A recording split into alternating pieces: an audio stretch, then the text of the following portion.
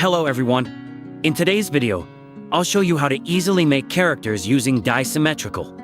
It's really not that hard, and I've left the template characters that I use in this video in the description, so go check that link out if you want to make this tutorial easier for you. Also, I would have made a tutorial for how to set up Dysymmetrical first, but I just found making this one easier, so that tutorial will come out a bit later on, though you can find a link to set up Dysymmetrical below, as well as other tutorials in the GitHub Wiki. Now, without further ado, let's get started. So, the first thing you'll want to do is get the model from the description below. This will make things way easier, as it clears up quite a bit of stuff that isn't useful. You'll see two files in this model, Template Survivor and Template Killer. Depending on what team your character will be on, choose the one that's right for your character. Afterwards, duplicate the file. Drag it into replicated storage, then characters, then the team you chose. Then you'll rename the file to your character's name. For this tutorial though, I'll name mine Jason. Then, double-click your file, and inside will be all the stuff needed for your character. This includes abilities, bios, shop prices, and names. Though, this doesn't include your character's model, but we'll talk more about that later. The first thing I'll show you is how you'll code your abilities. This is the first ability you can code. I will just put a print statement here, though you can put whatever you want. In my next video, I'll probably show how to make an actual character. Depending how much abilities you want, copy and paste the ability behavior so you can make multiple. Next, this is the shop area. This includes all the things that will show up in the shop. That includes the name of the character, to the quote, and image, and price. There's also the origin if you want to show what a character is originally from, but you can always just remove this. Afterwards are the abilities. These are the actual abilities in-game, so you'd use the ability code you made above down here. Copy and paste these to the amount that you want your character to have. By the way, make sure to change the input name depending on the number the ability is. The rest you can just change to whatever you want.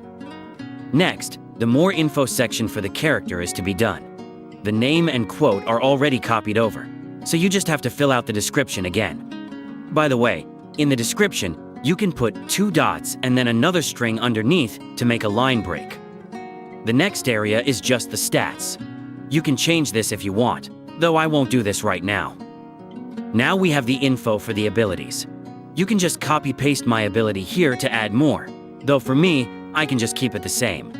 Though, I will add the description. Next, get your model/character and place it in your game. For this, I'll just use a toolbox model though. You can either place your model in server storage as assets or in replicated storage as assets. There's a difference though. Server storage is better for admin characters and that kind of stuff as it's on the server and is harder to be exported, but it can't be seen on the server, so the model can't be previewed in the shop. But with replicated storage, the model can be exported by exploiters, but can be seen by the client, and as such, can be seen in the shop. Personally, I'll use replicated storage. You can also make a killer intro if you're working on a killer, though I won't explain that in this video, so I'll skip it.